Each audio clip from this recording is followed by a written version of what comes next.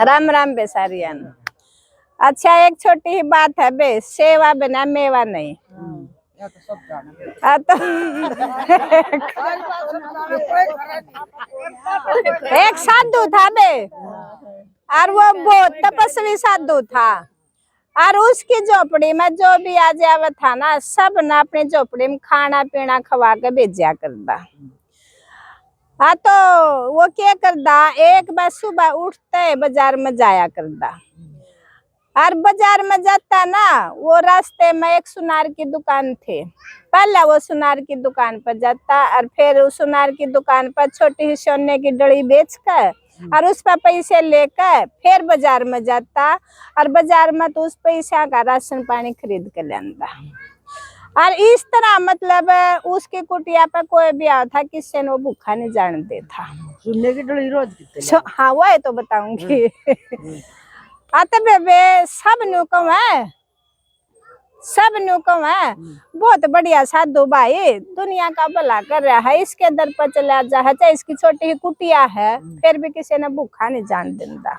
और बहुत बढ़िया राजा, किसी ने उसकी उम्र का बेरा ने कह दे कितने साल का है, कोई नु कह दे भाई 200 साल का तो होगा, कोई नु कह दे भाई 300 साल का तो होगा, कोई नु कह दे भाई हम तेने देख दे यहाँ वहाँ।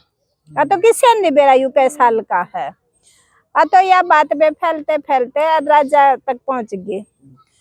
तो राजा ने नु सोच कर कि यह सोने की डली लावे कितना है। तो उसने अपने गुप्तचर छोड़ दिए, अब भाई जाओ और तुम पक्का भेद निकाल लो, अगिया सोने की डली कितने लावा है, कुटिया तो इसके घास फूस की है। तब बेवन गुप्तचरा ने कम से कम 5-6 दिन तक नजर रखी। तब जब वो सुबह निकल कर चल ना, तो उस कुटिया में तो भाई अंधे जंदे भी रहे थे। तो उसकी कुटिया में देखते वो क्या है, इस कुटिया में कुछ नहीं। वो तो अपने सोने की डली लेवे और सुनार कर जावे, सुनार ते देकर पैसे लेकर राशन पानी खरीद ले आवे। तो जब उन गुप्तचरा ने 5-6 दिन देख लिया ना, फिर वहां गए दरबार में न बोले राजा यह बात सच्ची है, झोपड़ी में कुछ नहीं। तो वो तो एक सोने की डली रोज लेकर जा है, सुनार ते बेच कर और अपना उन पैसा का राशन पानी लेकर, और जो भूखे प्यासे उसकी झोपड़ी पर जा सबने खवा पिया के भेज दे।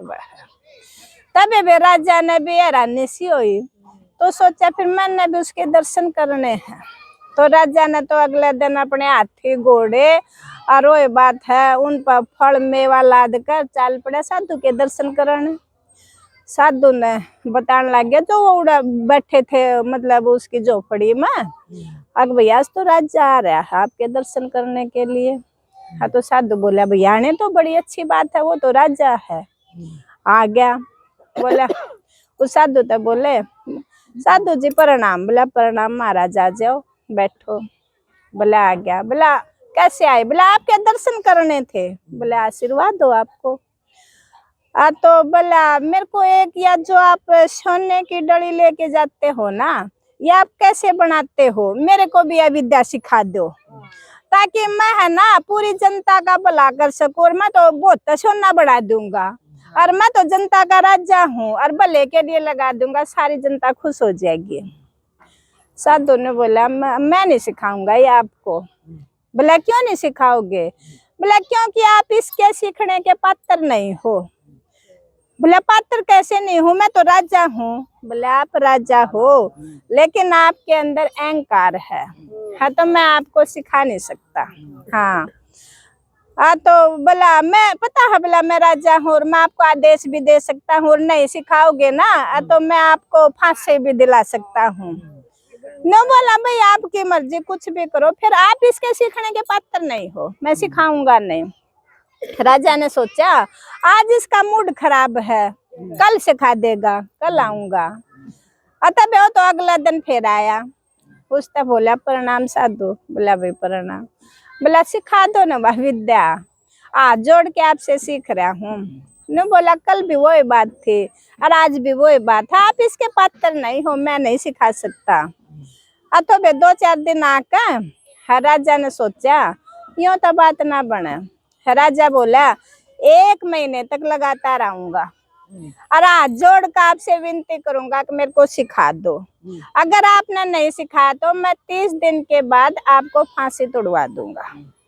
बोला भाई चाहे तू 1 महीना, चाहे तू साला, चाहे तू 10 साला, आप इसके पात्र नहीं हो, मैं नहीं सिखाऊंगा। और मेरे को मौत से क्या डर है, मेरे को कोई डर नहीं, तो मरवा देना।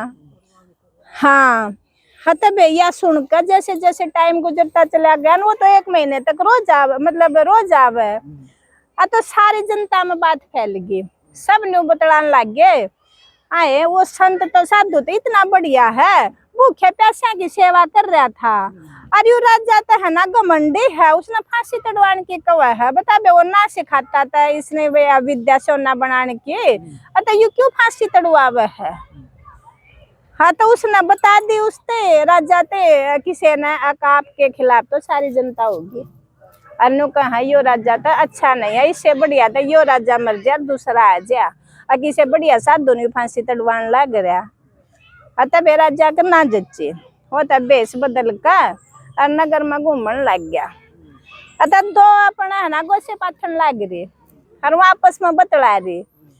एक ने बोली बेबे यो तो राजा बढ़िया को ना देखे, यो संती सा बढ़िया है, भूखे प्यासा ने खाना पीना देवे है और उन्हें फांसी तड़वाने की कवे है। तो वाने बोली बेबे फिर बात तो ठीक है, फिर उसे खा क्यों नहीं देता उसते।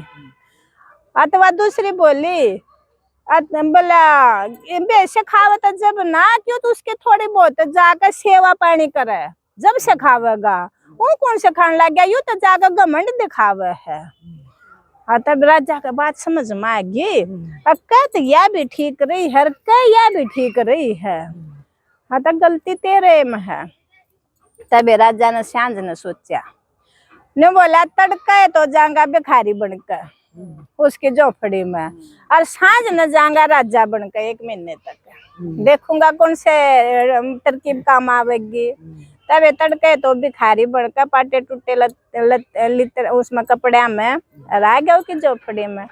बोला साधु जी प्रणाम। बुलाओ, बोला खाने के लिए कुछ मिलेगा। बोला हाँ भाई, जब ये और खा रहे हैं तो तुम भी खाओ, अरे यार जैसी जगह है अपने लेट जाओ इधर। बोला लेटने के लिए भी जगह चाहिए। बोला लेट जाओ। तब वो खा पी कर हर बोला साधु मैं थोड़े आपके पैर दबा दूं, मेरा सेवा करना मन कर रहा है। तब वो तो बुजुर्ग आदमी था, उसके बेचारे हाथ बढ़कर अपना दबा दिया, उसका तो जी सा आ गया। तब उसके बढ़िया तरिया उन्हें पैर दबावे, रोज उसका यो काम भी, और सांझ ना आवे राजा बनकर साधु जी सिखा दूंगा विद्या, जोड़ कर विनती कर रहा हूँ। बोले आप इसके पात्र नहीं हो, नहीं सिखाऊंगा। तो वे करते ना ना ना, उसको नहीं पता ना ये भिखारी बन के आ रहा है, वो राजा उसको नहीं पता ना। धीरे धीरे टाइम गुजर गया, बेबे वो 30वां दिन आया ना। 30वें दिन तक यो सुबह तक भिखारी बनकर उसकी सेवा करा, और शान ने अपना जाकर उसका वो पूछा तो वो ना सिखावे। तो जब 30वां दिन आया तो जब साधु बोला देख ऐसा है बेटा, मेरा आ गया ही फांसी टूटने का टाइम, के बरा भी मेरे पौनी चढ़ रही है, के बरा राजा पर चढ़ रही है या और किसी पर चढ़ रही है, लेकिन जो मैं यह विद्या मैं आपको सिखाता हूँ, जो उसकी सेवा करा करता है ना सुबह, बोला मैं आपको सिखाता हूँ ये विद्या। हाँ, और तू इसका पात्र है सीखने के लिए। तो बोला ठीक है। तब उसने अपना जो मंत्र था ना वो मंत्र सिखा दिया उसको, और उसने बना के भी देख लिया, वो बनन भी लग गया। और सांझ का आया तो बोला महाराजा बता दो आज आपका आखिरी दिन है साधु। तने बोला नहीं भाई आपको नहीं बताऊंगा, फांसी तोड़ दो बेशक, आप इसके पात्र नहीं हो। तो अगले दिन 30वां दिन गुजर गया, फिर अगले दिन दरबार लग गया। दरबार लग गया तो उसने कहा बोला भाई जाओ वो दरबारी आती कहा साधु को बुला के लाओ। बुला लाए साधु ने, तो साधु ने बुला के लाया तो साधु तो बोला साधु जी बता दो वह क्या मतलब आपके पास कौन सा मंत्र है जिससे सोना बनाते हो, आज तो आपका फांसी टूटने का टाइम है।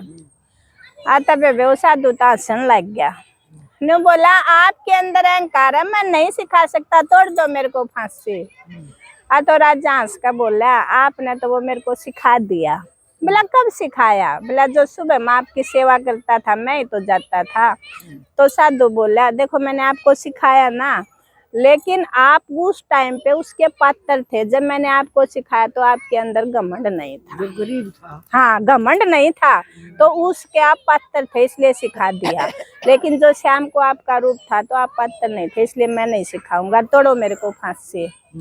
हाँ, तो बेराजा बोला मैं कैसे फांसी तोड़ सकता हूँ बाप। बोला मैंने आपको सिखा दिया, लेकिन एक बात और सुन ले, या जो मैंने आपको मंत्र बताया है ना, अगर तू अपने लिए इसको उपयोग करेगा ना तो या तेरा काम नहीं आओगी, वो मंत्र खत्म हो जाएगा। इसने तना जनता की सेवा के लिए लगाना है, जब तेरा काम आओगा, ये बात भी याद रख लेना। हाँ, ने बोला ठीक है। तब बेबे राजा ने तो वो अपने सिंहासन पर बिठाया साधु, उसके पैर धोए, उसके पैर दबाए, उसका बड़ा धन्यवाद करा। तो भाई यो है सेवा बना मेवा ने बोला। ने बोला ई बाप के अंदर घमंड नहीं है, ई बाप सीख के, तो सेवा बिना मेवा नहीं।